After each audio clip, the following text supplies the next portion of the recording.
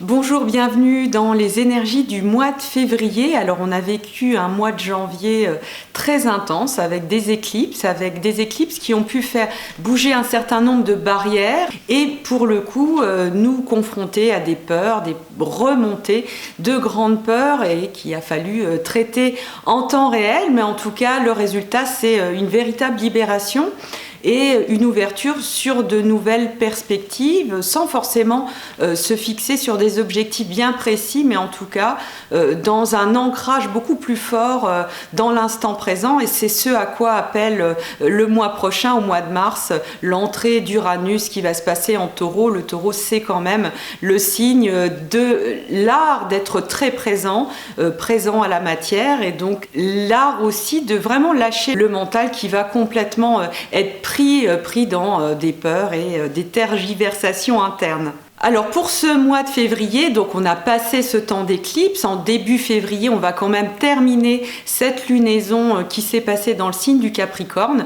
et on va alléger considérablement les choses parce que il s'agira d'aller dans ces mouvements très fluides et très aériens du Verseau et d'ouvrir à une forme de fluidité relationnelle qui peut être très agréable, qui sera peut-être beaucoup moins plombante. En tout cas, il s'agira de suivre de très près ces lunaisons parce que ça va demander un certain nombre de compréhensions. Il va y avoir évidemment des défis et on est dans des gros changements énergétiques.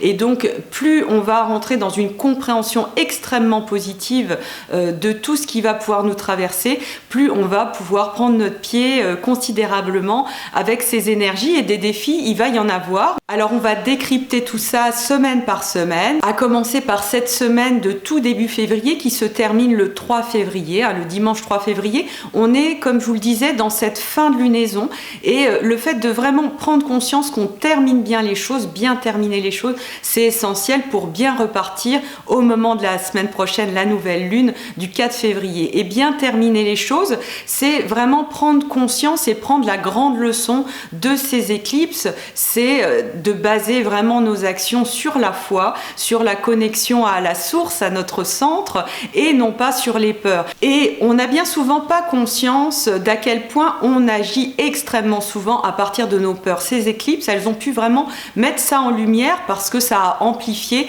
considérablement ces ancrages sur la peur. Et donc là, cette fin de lunaison jusqu'au 4 février, il s'agit vraiment de se dire ok, là, est-ce que c'était basé sur la peur ou est-ce que c'est basé sur la confiance et la foi? Et donc ça va être vraiment tout ce travail qu'on aborde très précisément dans le journal de bord.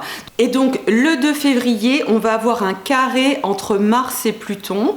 Ce carré, il va vraiment nous permettre d'aller au cœur de nous-mêmes, au cœur de ce qui se dégage dans une forme de confiance face à l'adversité. C'est-à-dire que si on rencontre des choses qui prennent l'apparence d'un échec, eh bien c'est justement là qu'on va pouvoir énormément ancrer notre pouvoir et aller bien au-delà de ce qu'on pensait être possible. Donc tous les échecs apparents du moment, moi je vous invite vraiment à les transformer automatiquement et vous dire ok, là ça a l'air de pas aller, ça a l'air d'être un échec, je reste centré sur mon pouvoir, sur ma confiance dans la vie et vous allez voir que les résultats seront miraculeux. Et puis le 3 février, Vénus entre en Capricorne, donc ça c'est une autre manière de se poser, on change d'énergie, on n'est plus dans le tout feu tout flamme du Sagittaire, on va vraiment pouvoir prendre le temps de construire les choses d'un point de vue relationnel et puis de prendre une forme de distance, mais une distance qui peut s'avérer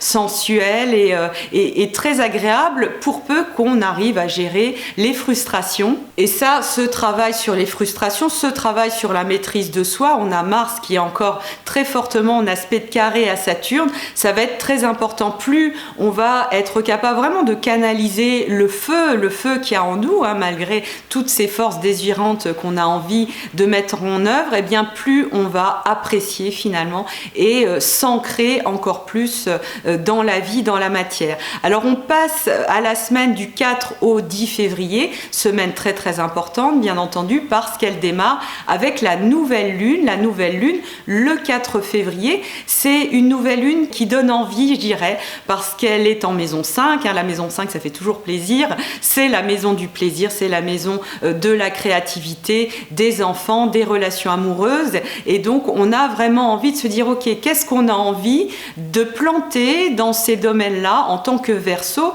Donc, le Verseau, ça va être tout ce travail sur la liberté, la libération, la joie du partage, la joie d'une fluidité relationnelle. Je crois que cette idée de fluidité relationnelle, ça fait partie des mots-clés du mois qu'il va falloir méditer, cette idée de fluide, de quelque chose qui passe, même dans les distances, parce que le Verseau, c'est pas forcément un signe très réputé par son besoin de proximité, mais malgré ça, puisqu'on est très ancré franchement dans un gros travail énergétique d'un point de vue relationnel, eh bien ce travail Verseau, il va donner du sens à tout ça.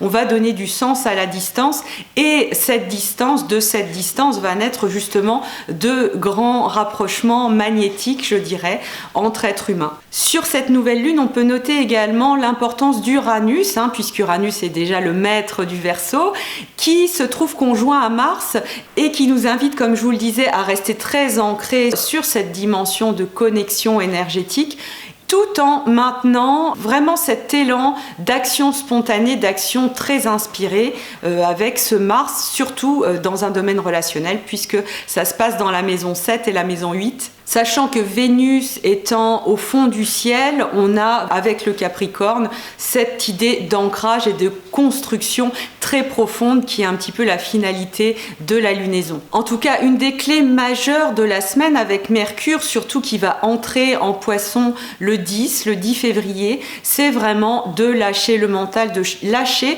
une certaine forme de dynamique analytique dans laquelle on peut énormément se torturer, mais d'aller vraiment dans la connexion à nos intuitions et la connexion à la foi, des pensées vraiment qui sont basées sur la foi, même si toutes les apparences pourraient montrer l'inverse de ce qu'on voudrait pour notre vie. Alors on passe à la semaine du 11 au 17. Cette semaine, elle est vraiment marquée déjà par le premier quartier. Il n'y a pas que la pleine lune vraiment à noter, les premiers quartiers sont vraiment des moments charnières et qui sont parfois même plus forts et parce que plus tendus. On est à un moment où la lune et le soleil sont en carré, et cette tension, elle est signée par le signe du Taureau, encore une fois. Donc on est invité vraiment à rester dans du terre à terre, à ouvrir et à redescendre finalement de nos tours d'ivoire pour aller à la rencontre de l'humanité.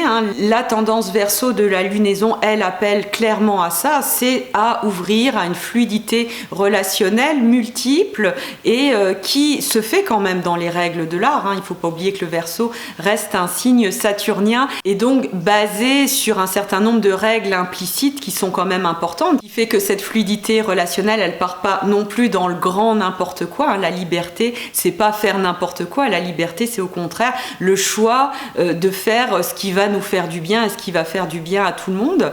Et donc cette semaine et surtout le 12 février, on est à vraiment un moment de tournant, un moment qui peut être un peu tendu, mais qui nous fait prendre conscience de la nécessité d'atterrir et d'être vraiment dans la vraie vie et pas seulement dans une observation très lumineuse vue d'en haut, je dirais. Et puis le 13 février, on a Uranus qui est conjoint à Mars, donc ça vient à la suite de ce que je vous ai dit tout à l'heure avec la nouvelle lune. Cet Uranus qui est conjoint à Mars libère essentiellement notre capacité à être génial dans notre action, et donc les informations qu'on pourra avoir ce 13 février pourront nous indiquer vraiment comment connecter justement ce génie et l'action inspirée. On rêve tous de faire les actions parfaites, d'être vraiment dans quelque chose de complètement confiant en nous-mêmes. Souvent on agit et puis on se dit oh là là, j'aurais jamais dû faire ça, surtout quand c'est des situations assez tendues. Et bien là, on va pouvoir complètement capter cette idée de faire confiance à notre instinct, à notre intuition et à notre génie, encore une fois avec Uranus. Alors on va passer à la semaine du 18 au 24 février, une semaine évidemment très importante puisque c'est la semaine de la pleine lune. Mais avant de passer à la pleine lune, on va s'attarder sur la veille, la journée du 18. La pleine lune c'est le 19. La journée du 18, elle est vraiment très importante. Il y a plein de choses qui se passent dans cette journée du 18. Avec tout d'abord Saturne qui renouvelle son cycle avec Vénus, c'est-à-dire qu'ils vont se retrouver conjoints dans le Capricorne. Alors on a déjà Saturne qui renouvelle son cycle avec Vénus. Vénus qui arrive vraiment à un renouveau dans son ancrage et dans la libération de ses inhibitions. Saturne, c'est quand même une planète hautement inhibitrice et donc c'est très intéressant de voir que là, on voit Saturne complètement autrement et on se dit, ok, avec cette maîtrise acquise par énormément de travail personnel sur le féminin, eh bien, on a acquis vraiment cette capacité à dire, ok, on peut lâcher complètement les chevaux du féminin et donc ça va se passer tout au long de l'année. On va avoir tout un cycle et ça on y reviendra dans les futures vidéos de cette Vénus qui va travailler énormément avec Saturne. La journée du 18 justement avec ce renouveau, elle va être importante à noter de ce point de vue de la libération des inhibitions dans son être féminin. Et puis pour accompagner ce mouvement, le même jour on a Chiron qui entre en Bélier. Alors ça c'est notable parce que Chiron ne change pas très souvent de signe et le soleil qui entre en Poisson. Donc ce sont tous des symboles de grosse guérison. On a cet accompagnement énergétique qui montre qu'il y a vraiment un grand changement du point de vue du féminin et ça ne peut que bénéficier à tous, au masculin bien entendu, d'un point de vue général et puis à la planète, à tout ce qui est de l'ordre de la connexion au sensible, de la connexion à la nature. C'est tellement large le féminin que je n'irai pas m'empêtrer là-dedans, mais c'est vrai que voilà, ça ne peut qu'être bon pour l'épanouissement global, l'épanouissement du féminin et du masculin sacré. Et donc le 19, le lendemain, on va être fin prêt pour cette pleine lune, une pleine lune qui se passe sur le tout premier degré de l'axe Poisson-Vierge, qui est un axe de grand nettoyage. Et on est encore une fois dans un axe relationnel puisque c'est l'axe 1-7. Uranus et Mars, vous le voyez, se trouvent tout en haut du ciel, donc ce qui signe le fait que ces actions inspirées sont portées très haut et dans un domaine de vocation, de rayonnement global.